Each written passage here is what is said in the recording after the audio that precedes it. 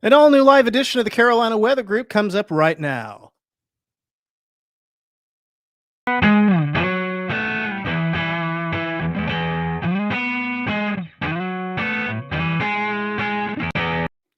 Good evening, everyone. I'm Jared Smith in Charleston, South Carolina, bringing in our panel tonight, Frank Strait from Columbia, and our guest, Jared Rennie from NOAA NCEI in Asheville. And as you can imagine, did you know, chat, that Asheville is where all of the nation's weather data is archived?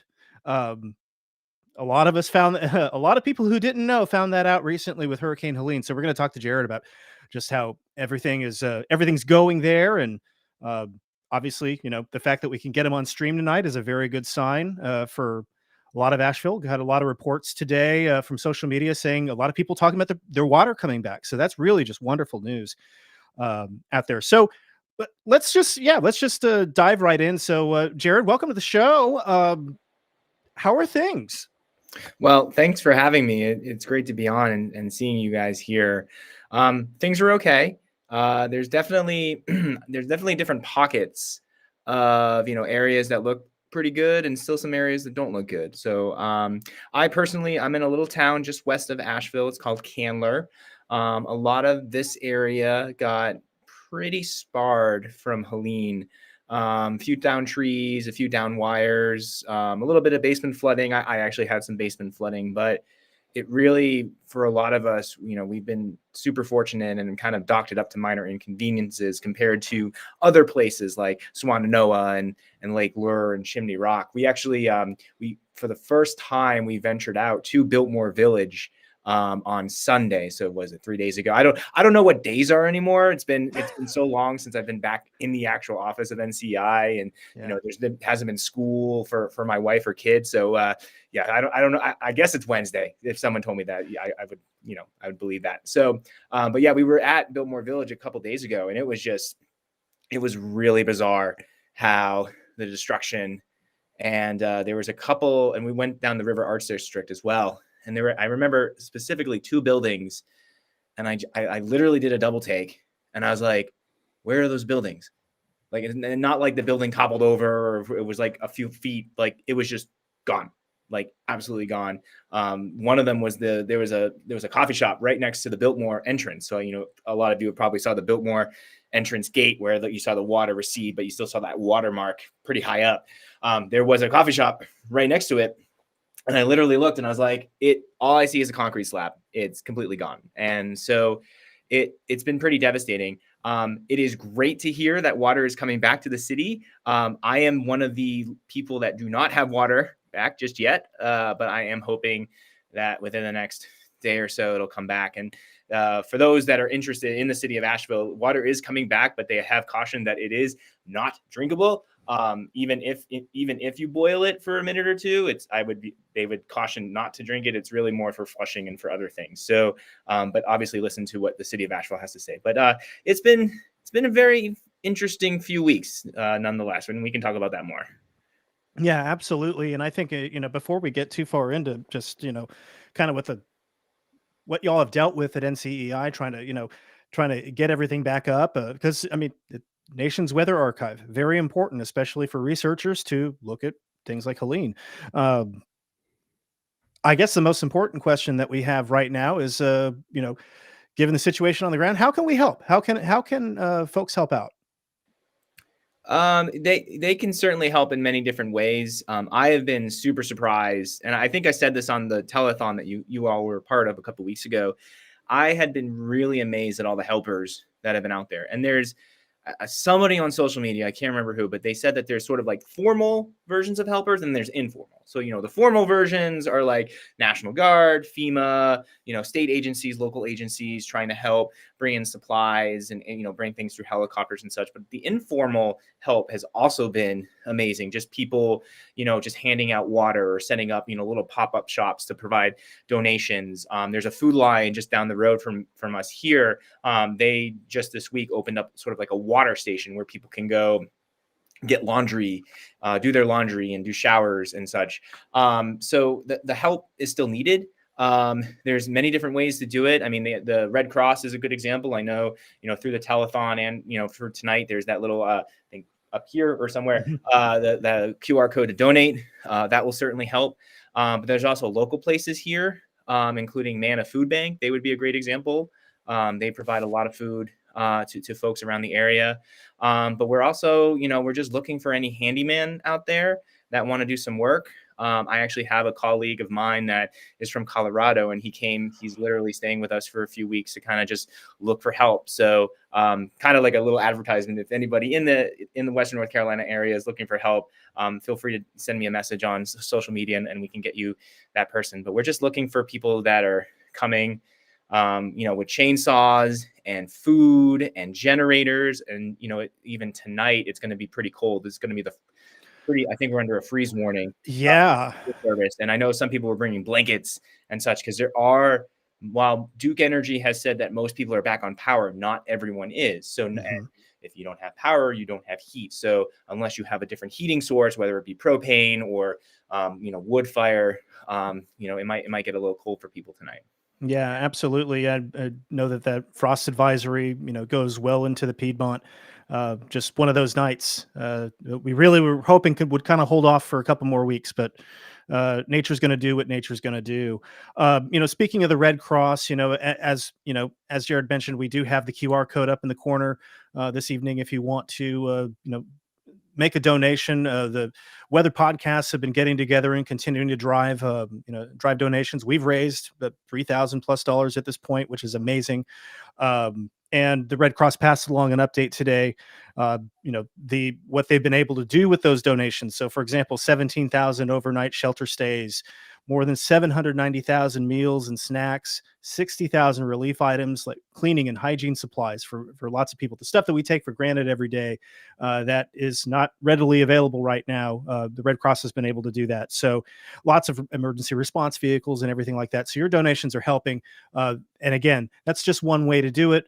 If you're a handyman, give Jared a call. We've got, it sounds like there's some really, important work going on up there. I know that Water Mission from Charleston, actually, they are up there and actually working on emergency plumbing, and emergency drinking water, which is fantastic. They do that, all over the world. And it's really great to see them helping out some neighbors. So really, again, just glad to see that you're in power. I'm sure your water will be back soon. And, that's wonderful. So, yeah, so let's get into it. So one of the casualties of this was the nation's weather archive, NCEI, National Centers for Environmental Information.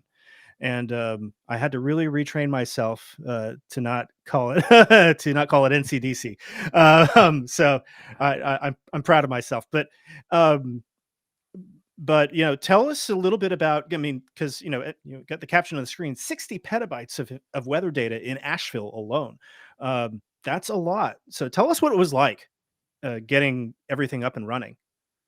Yeah, so it's interesting because a lot of people didn't know, like you said at the intro, a lot of people didn't know that not just the US weather data, but a lot of the world's weather data ends up here in Asheville, North Carolina. And it's a really fascinating story. We've been here since the 1950s. And for those that have been in Asheville before, and if you've ever visited the Grove Arcade, that is where we actually used to be up until about 1995, when initially it was all just paper records. And then with the digitization and all the computers, coming in house through IBM and other companies, we had a lot more sort of data farms in the Grove Arcade. But at the time, Grove Arcade didn't have air conditioning or any sort of way to cool down the systems. So in the 90s, they built this federal building that you see on the main avenue as you're kind of coming in from the highway. So we've been in there since 1995.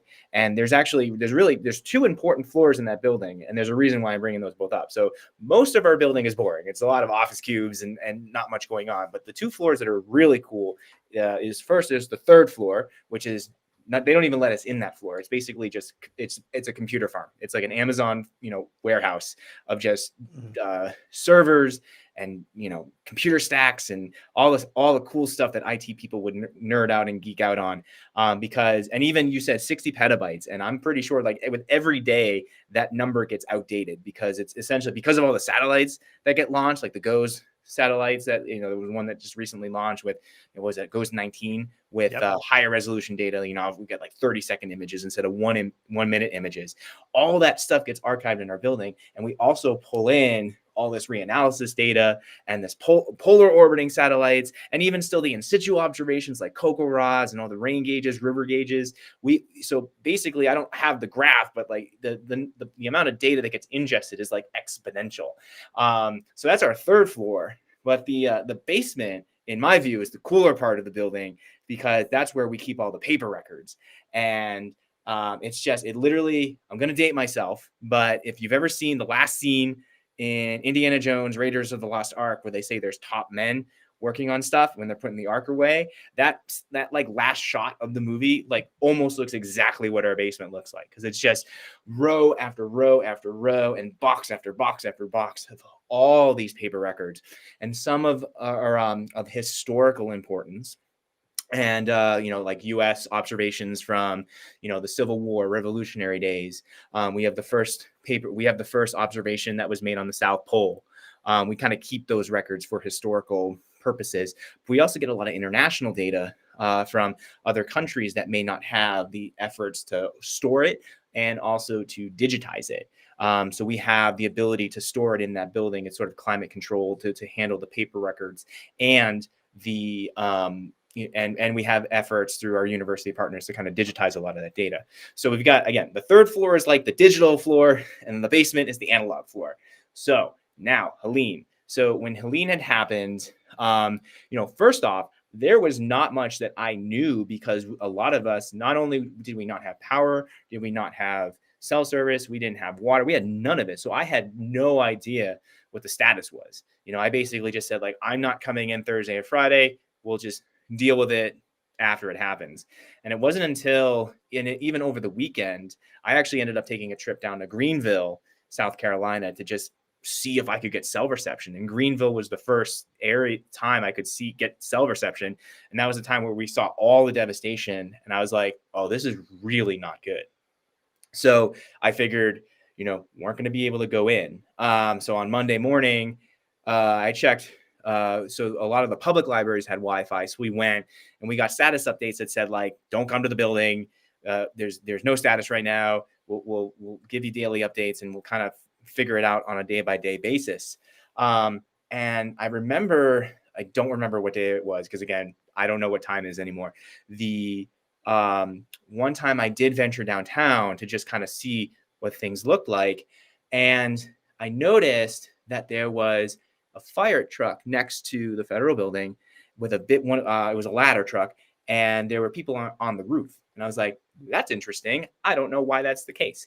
And I had heard what had happened is because downtown Asheville did not have water, obviously you need water to cool down the IT stuff on the third floor. So, and what had happened is, because when you don't have that coolant to keep those computers cool, it obviously heats up, and then it creates a lot of problems. So they did an emergency shut off on things. So all the servers and all the services went down. You probably saw, our site down and the banner up and everything. And then I had learned that they were starting to bring in water from an outside source to start cooling those systems.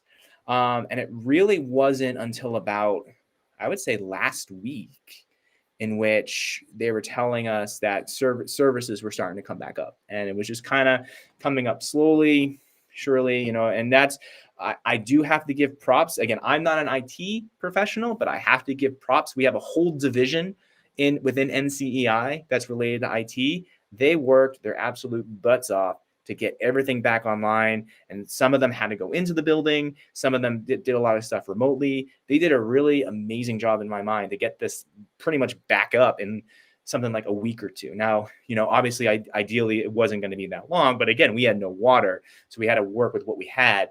And yeah, it wasn't until about last week where some of the servers started coming up, kind of the important servers, including the internet connection, because we have I think I'm going to botch the numbers, but I think we have a really good gigabit connection in the building for, not only bringing in data but sending it out.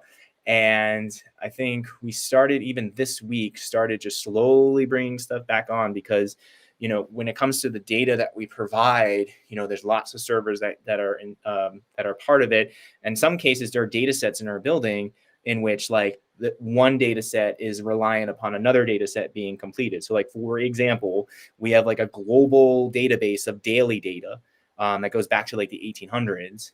And it requires other data sources. So, like, requires like ASOS data. It requires something called global summary of the day, and includes CocoRA's data. So, so there's like all these upstream and downstream effects of data sources. So not everything is back up just yet. Some people may have noticed the website has been a little bit more accessible this week.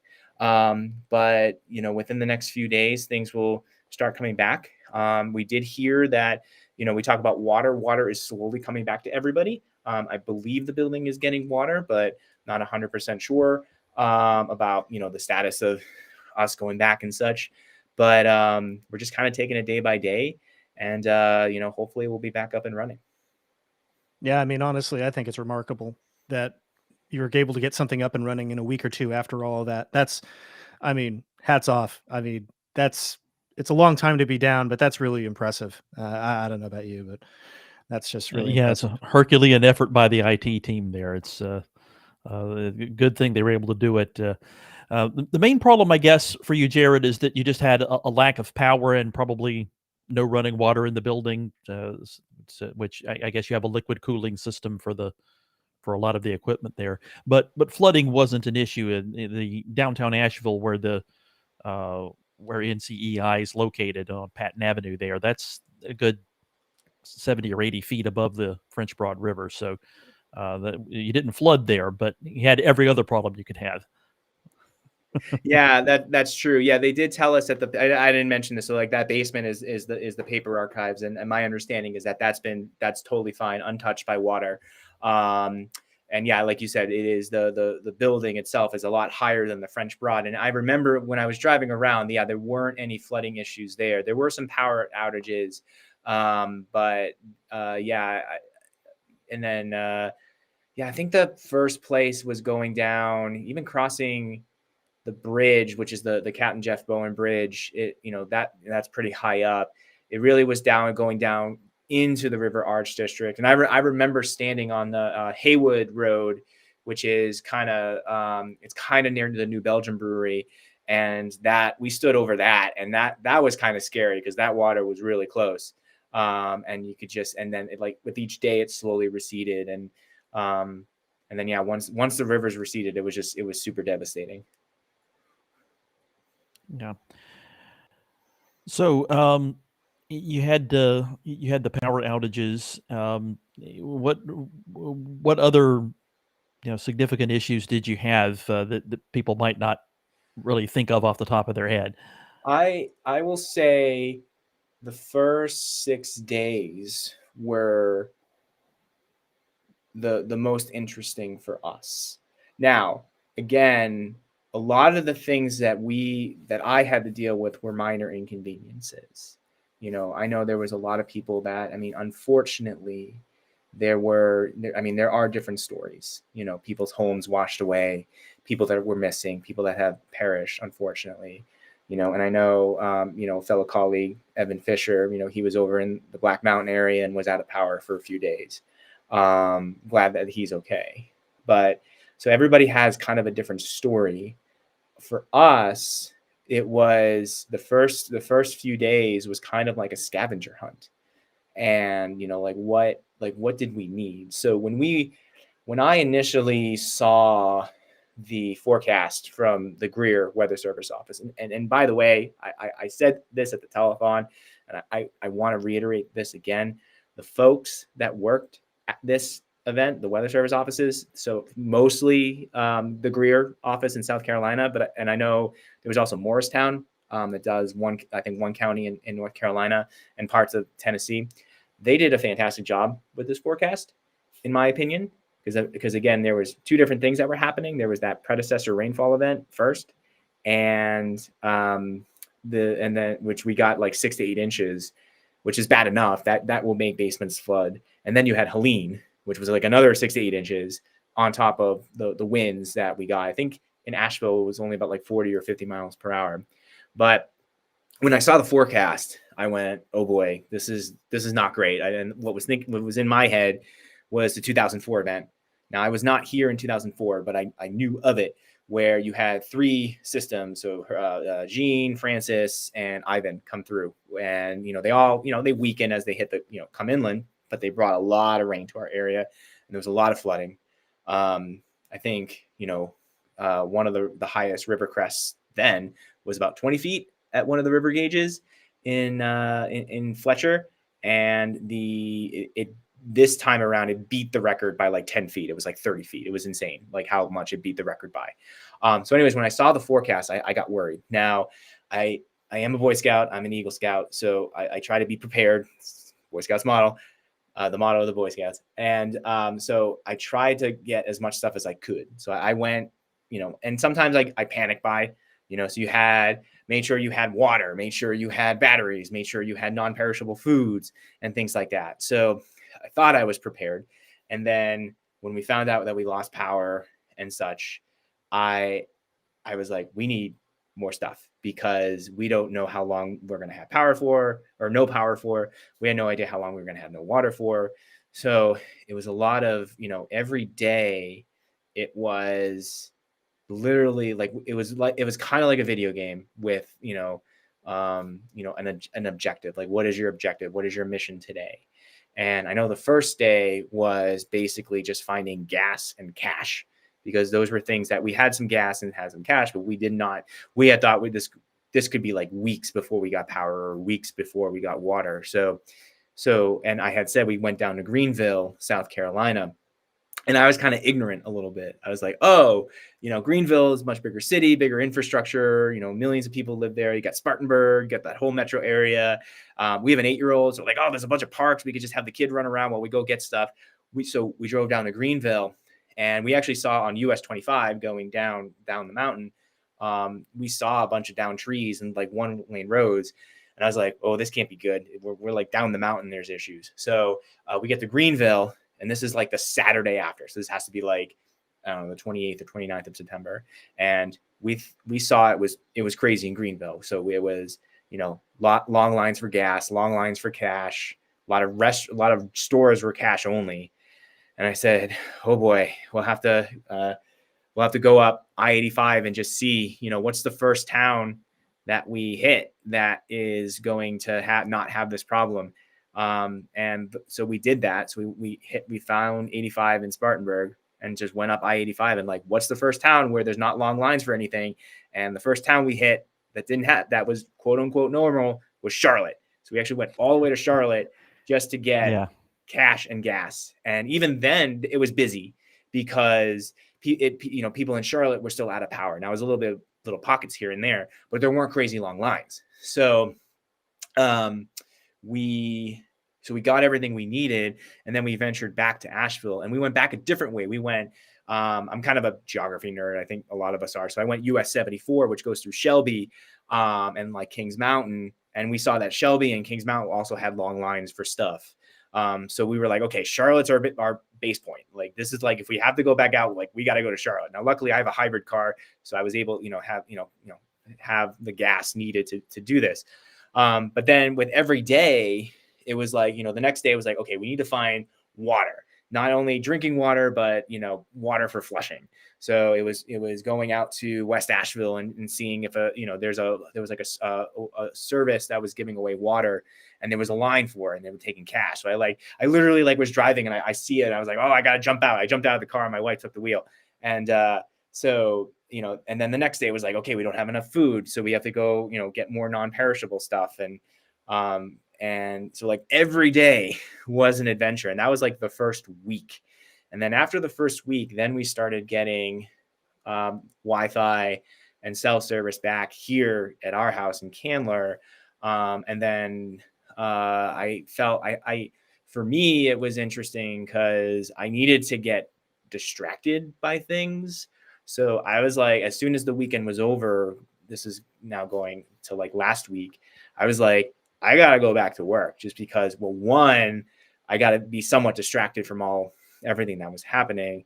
But two, because I'm a physical scientist, because I'm a meteorologist, and I've actually been tasked to look at like flood events over the past few years, I was like, it's kind of weird that I have to do a flood event analysis for Helene, but at the same time, it's like it's necessary. We need to tell the story, and not only from a science standpoint, but from a human standpoint, because again, kind of wrapping this up, everybody had a different story. My stuff was minor inconvenience, just kind of searching for stuff. But I know there's people, as we all know, there are people that are stranded, are still stranded, are missing. The food and water came to people, but they couldn't bring them over the bridge because the bridge was gone.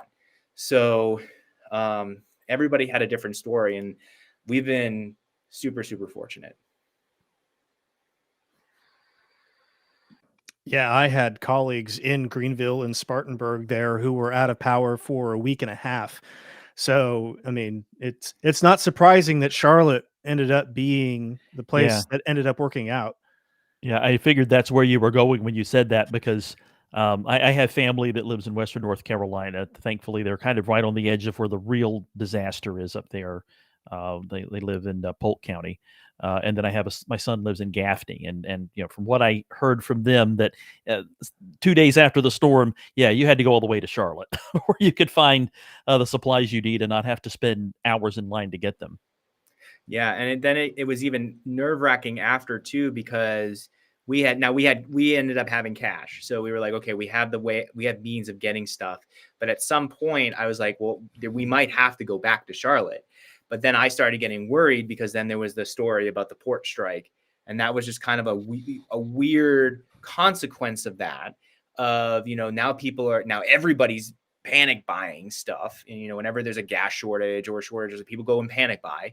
So I was worried about that, because I was like, what if I go to Charlotte and then there's nothing there, and then either I don't have a way to get back, or I have to go to like Hickory or Raleigh. Is like, I was, I'm kind of like a worst case scenario person. I was like, I might have to go up to like the DC metro area and get a hotel and kind of like stake it out there. So luckily everything worked out with that. And then during that week, a lot more things opened up in Asheville. And then they started taking cards, and that was super helpful. And I remember, a lot of the grocery stores that opened back up, they were super busy. And again, they were working hard too. It was kind of like, those essential, you obviously have really good first aid, first responders, second responders, but even when the grocery stores came back on, they were working their butts off as well to make sure that the shelves had water and food and such. And also shout out to some of the hardware stores as well, because a lot of the hardware stores stayed open too, even after the first few days. And they were bringing in, buckets that people could buy to fill up with water. They had bottled water, which was neat. They had brought all their generators up front, all their the wet dry vacs, the wet vacuums up front. They were really, really good at supplying the resources. And then something I did notice a lot of places were doing that I was super appreciative of, and still appreciative of, is that lots of places started installing porta potties with little hand washing stations after. It's like those things you don't think about, especially when you lose water, right? So and they're still out there now. There's actually a water station right near us right now where we can do stuff, and it's like, it's those little things you don't think about, but those are super important and still are. Yeah, from a personal preparedness standpoint, what things did you not have that you wish you had? And when you're talking about, fortunately, you had some cash on hand. Knowing what you know now, how much cash would you have had on hand before the disaster? I couldn't give a specific number. I mean, at least a few $100s, because a lot of, especially within those first few days, people, I mean, there were people just handing out stuff. Like people had access to bottled water and they were super awesome and giving stuff away.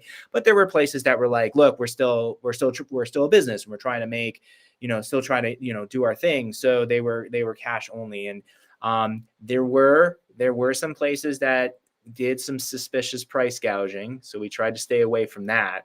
But a lot of places were very reasonable. Like I said, there was one that was giving away like 5-gallon drinkable waters.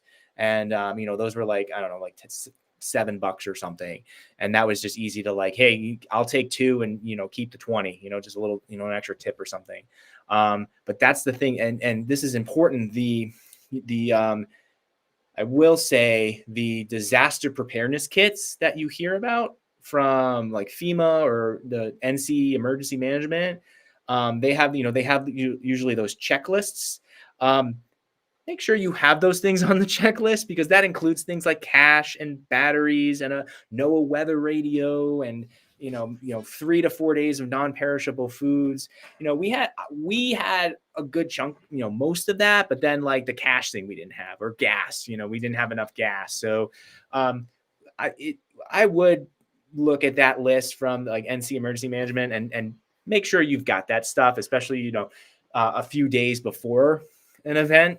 I mean, it would be awesome if you had room in your basement and had a little shelving that you just leave it there, but not everyone has that ability. So but that emergency checklist, I think, would be super important to remember. Right, that's true in both North Carolina and South Carolina. Emergency management agencies' websites will have a checklist of things you should have on hand and things to do before a major disaster strikes. How about your, like your neighbors and folks who are not, as plugged into the weather as, nerds like us, right? Yeah. And it's interesting because, a lot of people will say, weather is small talk, right? It's just like, oh, it's a nice day. Oh, it's humid. It's not humid. But for like us, like weather folks and weather nerds, it's like, we won't stop talking about it. Like I love talking about the weather. And that's another thing. And I don't know if it's officially on the North Carolina or South Carolina EM list, but there is something that I remember seeing is like, whenever an event like this happens, is check on your neighbors. So I live on a little HOA area, and a lot of the people on our street are elderly. And while they were very much prepared for this event, you never know what could happen. That maybe they had injured themselves or such. So what we had done is, when I first saw the forecast and I first panicked, we have a group email, and they probably don't know what social media or WhatsApp or Facebook Messenger are. So, email is pretty good. I emailed everybody and I said, look, just be on the lookout. I mean, this looks pretty bad. This could be very simple. Some people in this neighborhood were here in 2004. And I even asked them, like, was this event worse than 2004? And they're like, absolutely. So I kind of told them, like, this is gonna be like 2004, if not worse. Just make sure you're prepared.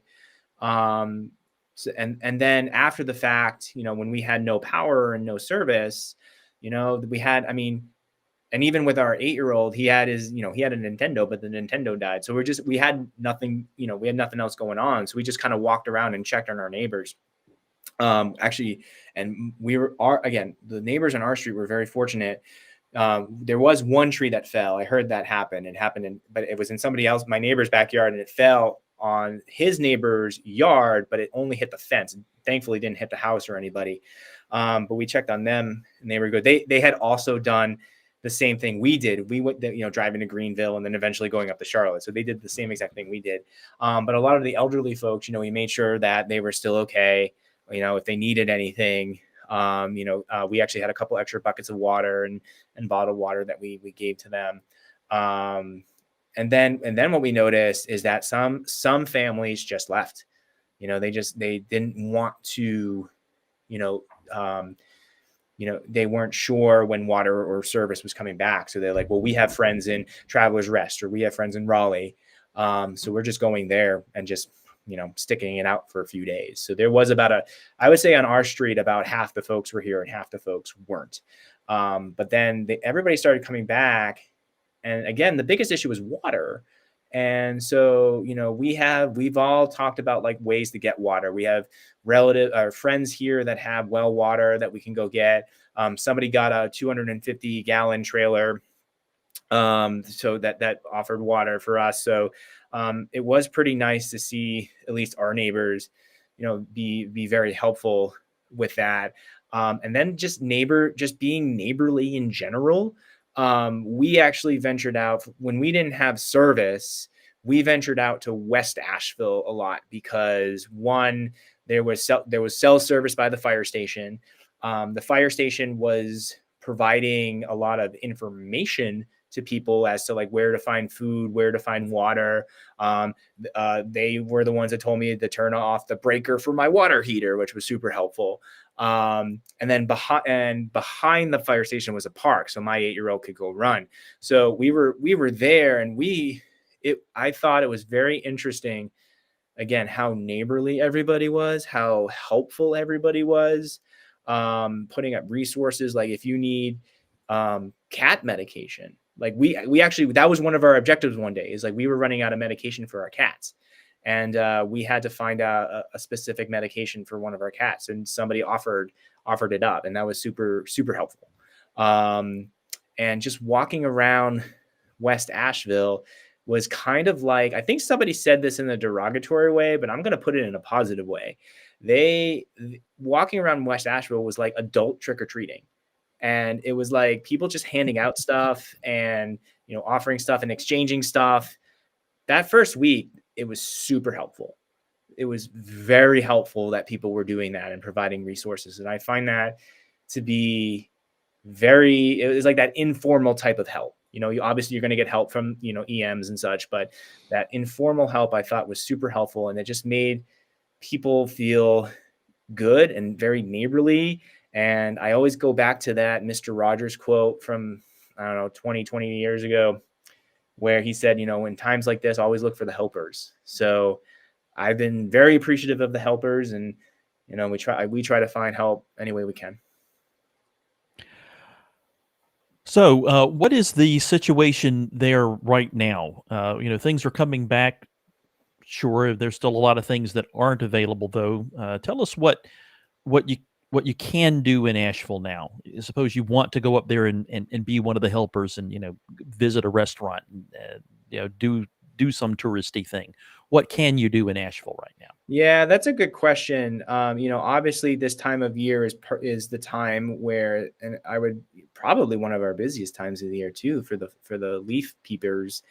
But unfortunately, the Blue Ridge Parkway is closed in most, if not all, of North Carolina. I think they just opened it back up for summer Virginia, but it's mostly closed in North Carolina. You can't get there, so you can't really go up to Mount Mitchell or any of the cool places to see stuff. Downtown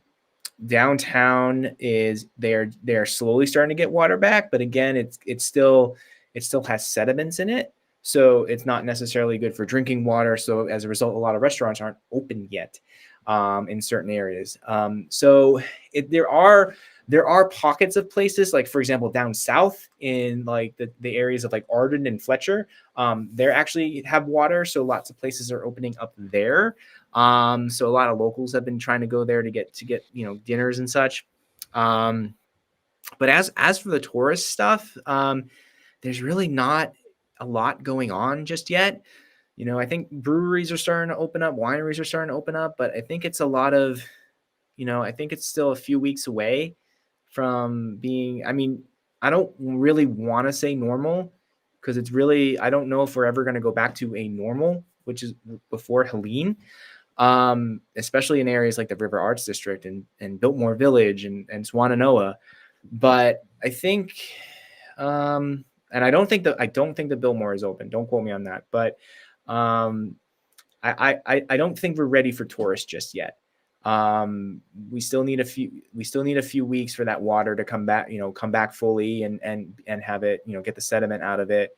And, a lot of, I think I mean, the DOT has done a great job trying to get roads back, but you know, there's still time. There's still a long time for some of the roads. I mean, the two major ways in and out of Asheville are gone. You know, I-26 going up to Johnson City, and I-40 to get up to, you know, Knoxville and, you know, Gatlinburg and things like that. So, you know, you can't even come in that way. You have to come in either from the east or down from Greenville, Spartanburg.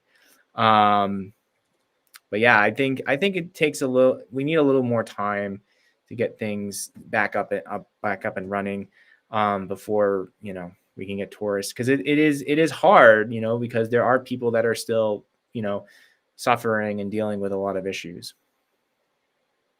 Do you still have a lot of shortages in the grocery stores? I remember that I visited in Ingalls, actually two of them, when I was up there visiting my parents this past weekend, and the one in Columbus had no dairy at all on the shelves. They were just completely cleaned out, except for some milk that they were just putting out, half-gallon containers only, and a lot of shortages of the one in Spartanburg too. Are you seeing a lot of that in up there in Asheville still too? I don't think so. With each one thing I will say is that with each day that has gone by, it has gotten a little bit better. And with the grocery stores I was at, there was a food. Like I keep saying, there's a Food Line near us, and we were there yesterday, and it was pretty stocked. When I was there a week ago, it was kind of, there were some places that were really good, but some that weren't, like milk and produce and, you know, things like hot dogs and such. Those were out. But I went yesterday and things were pretty good and mostly normal, mostly, you know, everybody's taking cards. I'd have to believe Ingalls is the same.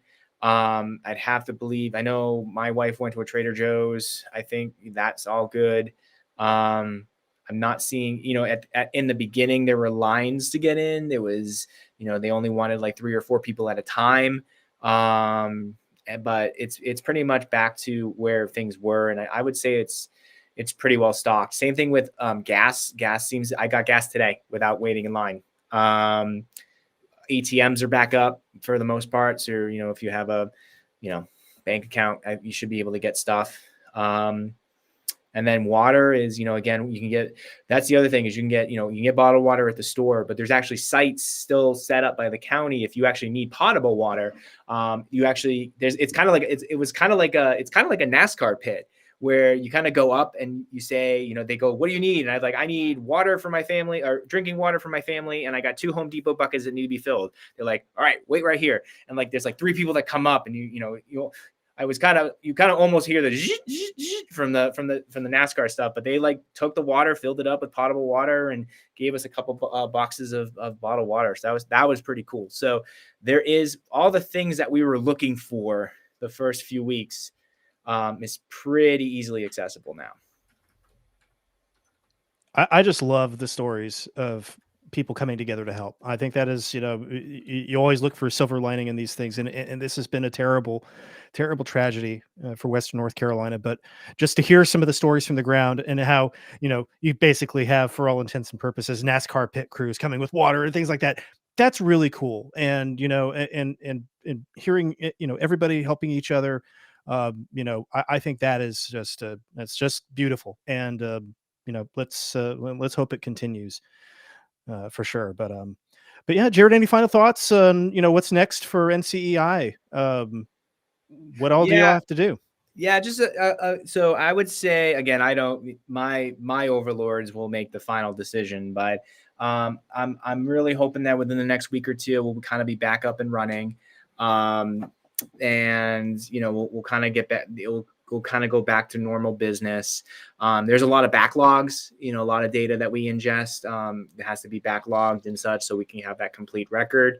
You know, for those that watch our monthly reports, our climate monitoring reports, they haven't come out yet. So hopefully those will come out. And then, you know, I've actually been tasked with doing flood stuff, which is like I said earlier, is kind of weird, but kind of important to talk about. So I've already made contacts with some weather service the weather service offices in Greer and Morristown and the National Water Center. So we're going to maybe work on a little story map of this. And then, you know, kind of the big thing is that Again, we have been very fortunate, but people still need help. And, there are still people without water or access to drinking water. I have the fortunate ability to do it. Not everybody has power yet. Not everybody has service or Wi-Fi yet, especially at the higher elevations and the more remote areas. There are people that are still missing. There is damage that still needs to be cleaned up. There are homes that have been destroyed that still need to be, those trees need to be removed. A lot of help is still needed. And I personally hope that people still think about North Carolina and South Carolina and Georgia and Tennessee and Virginia. Because, I worry that, last week and rightfully so, Hurricane Milton happened, caused some damages for Central Florida, and rightfully so. You got to focus on that. You got to talk about the impacts leading up to that event, talk about the storm surge and have the devastation after and have all the helpers there as well. I get that. But, I worry that with other, with our 24-hour news cycles and all the stories that come out, every day, that people tend to forget about, rural North Carolina. And, we're still here. We're still having issues. So we just hope that the helpers, we've been talking about the helpers and how the helpers have been amazing. And I'm just hoping the helpers stay. Yeah. Well, I'll tell you, just Carolina Weather Group is going to make sure we stay on this story. This is what we're going to be driving on for months at this point. We're looking for ways, we want the helpers to come out. Again, you scan this QR code in the corner. You can make a donation to the Red Cross in association with Carolina Weather Group, Weather Brains, Stormfront Freaks, Chaser Chat, all the other weather pods coming together to help out and to continue to keep awareness on this. So yeah, we're not gonna forget you. We're from there. I'm not from there, but we're neighbors. I love Western North Carolina. I know Frank loves Western North Carolina. Scotty, who's not here tonight, but he's born and raised. And so like, it is really, it's something that's near and dear to our heart. So again, we're going to keep on the story. It's super critical. And please, if you have updates for us as time goes on, we'd love to hear from you. Jared, I would really, we'll definitely be in touch to continue to stay on this and to find out, how folks can help. And we're going to constantly evolve that as time goes on, because your needs will evolve as well. Yeah, I appreciate that. I'll be more than happy to come back, talk about this, or just nerd out on weather. We're all weather nerds. I look forward to a time when we can nerd out a little bit more. We've got some things we got to do, but we'll nerd out here real soon. But Jared Rennie from NCEI in Asheville, North Carolina, please continue to hopefully get your water back soon. Continue to stay safe. And again, thank you for giving us your account of things on the ground. And I'll tell you, I personally am very glad that the paper in the basement is okay. The paper records in the basement are okay. That was, I was, a little concerned there, but it sounds like everything is, good on that front. We'll get our weather data back online and everything like that, but there's a lot to do. So thank you again for joining us tonight. And what we're going to do now is we are going to run an update from Joseph Navin, who went down to Old Fort, North Carolina, to get a firsthand look at the destruction. And let's just go ahead and take a listen. So on Wednesday, October 2nd, I went to Western North Carolina to witness what was going on and capture what the devastation was.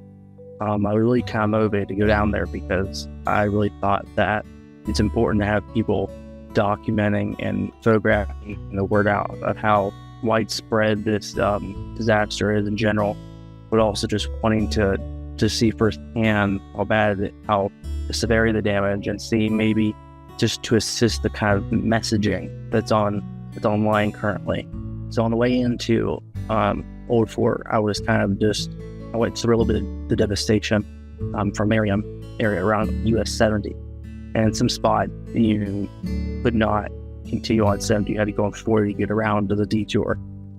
Some of the washout or some sort of obstruction. But the biggest sign of what had happened in Old Fort was driving into, off the exit of I-40. It had mud all over I believe it's at 73. the typical highway sign had a bunch of mud on it, which I felt like was an ominous sign going into Old Fort. I got into Old Fort, and it had been noted that it was a little bit lonely. As part of media, I went through as a freelance photographer. What I saw was a long line going through town.